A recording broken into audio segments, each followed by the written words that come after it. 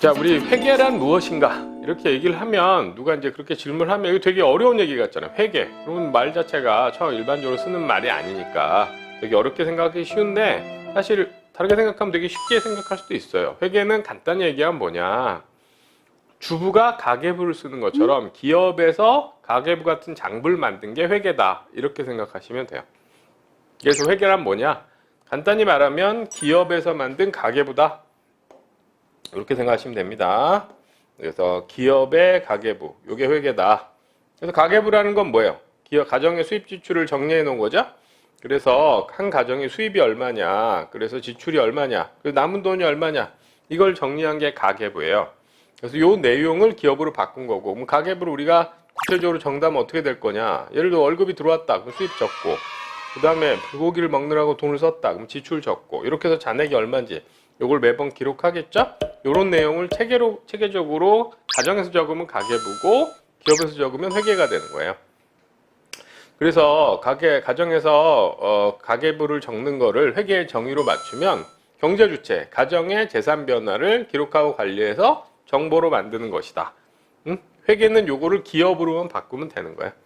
그래서 가계부는 이렇게 뭐 하루 한 달 동안에 쓴 게 나오고 들어온 게 나온다. 그러면 이걸 매번 기록하는 거죠. 그날 이렇게 해서 매번 쓸 때마다 기록을 해서 요걸 정리해 가지고 월 말에 이번 달 수입이 토탈 100만 원이었고 나간 게 이만큼, 그래서 남은 돈이 이만큼이다. 그럼 요걸 정리한 뒤에 얘를 기초로 이제 뭘 하는 거야? 다음 달에 어떻게 살까? 요걸 정하는 거죠. 요걸 기초로 앞으로 어떻게 할까? 너무 남은 돈이 적으니까 좀 돈을 줄여야겠다. 뭐 이런 판단을 할 때 정보로 쓰는 거예요. 그래서 월말 결산 후에 흑자라면 기쁘게 이제 그걸 잘 다음 달로 넘기면서 활용할 방안을 찾는 거고, 적자라면 이제 이걸 어떻게 대비하나, 자금을 어떻게 조달해야 되나, 이런 고민을 하겠죠. 이런 가계부에 해당되는 역할을 기업에서 한 게 회계다. 이렇게 생각하시면 됩니다. 그래서 회계는 기업의 재산 변화를 정리하고 기록한 겁니다. 그래서 가계부만 알면 회계를 아는 거냐? 거의 비슷해요. 근데 물론 훨씬 체계적이긴 하죠. 그래서 가계부는 개인의 수입 지출을 정리한 거라면, 반면에 회계는 기업의 수입 지출을 정리해서 일목요연하게 관리한 거다. 이렇게 생각하시면 됩니다. 근데 이제 이 회계와 가계부가 크게 차이 나는 부분이 있어요. 어떤 거냐면, 가계부는 가정에서 주부가 그냥 만들어서 자기 집에서 보면 되니까 다른 사람한테 제공할 필요가 없어. 다른 사람한테 제공할 필요가 없는데, 반면에 회계는 기업에서 이 정보를 만든 다음에 그걸 쓸 사람들은 주주나 채권자나 외부에 있겠죠. 그래서 다른 사람들이 그 정보를 써야 되기 때문에 이거를 만들어서 다른 사람들이 볼 수 있도록 하게 해줘야 돼요. 그래서 가계부보다 체계적으로 관리를 한 뒤에 여러 가지 그 정보를 이용할 사람들한테 제공해줘야 된다.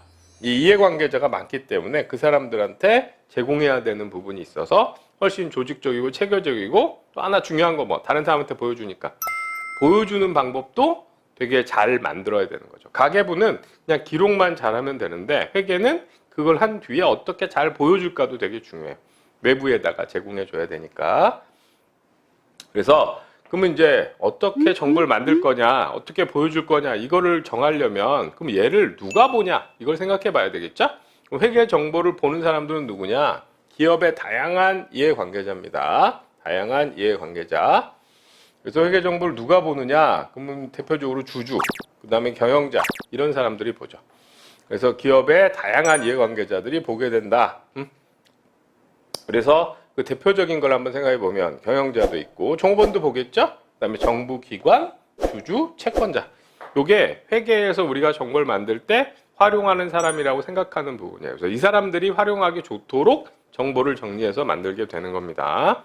그래서 이러한 주요 정보 이용자가 회계 정보를 기초로 여러 가지 기업과 관련되는 선택, 판단을 할 때 필요한 정보를 만들어 주는 게 회계의 목적이다. 이렇게 생각하시면 됩니다. 그래서 많은 정보 이용자들이 있으니까 그 사람들이 공통적으로 활용하기 좋게 이렇게 만들어야 되는 거죠. 그러면 대표적인 정보 이용자는 누구냐? 좀 전에 얘기했던 이런 이용자들이 존재합니다. 좀 더 자세히 생각해 보면, 경영자는 회계 정보를 기초로 해서 기업과 관련된 여러 가지 판단을 하겠죠. 공장을 새로 도입할 거냐, 아니면 본사 건물을 살 거냐, 빌릴 거냐, 이런 판단을 할 때 회계 정보를 활용하게 돼요. 그 다음에 정부 기관은 국세청 같으면 세금이 적절히 납부가 된 거냐, 이런 걸 판단할 때 또 회계 정보를 쓰니까 거기에 맞도록 또 정보를 만들어야 되겠죠. 그 다음에 주주들은 주식을 살 거냐, 팔 거냐, 이런 판단을 할 때도 회계로 된 정보를 쓰게 되죠. 그 다음 채권자는 기업에 자금을 빌려줄 때 이 돈을 빌려주는 게 혹시 떼이지는 않을까, 이런 판단할 때도 회계로 된 정보를 쓰겠죠. 그래서 이런 사람들이 활용할 수 있도록 회계 정보를 만들어 가는 겁니다.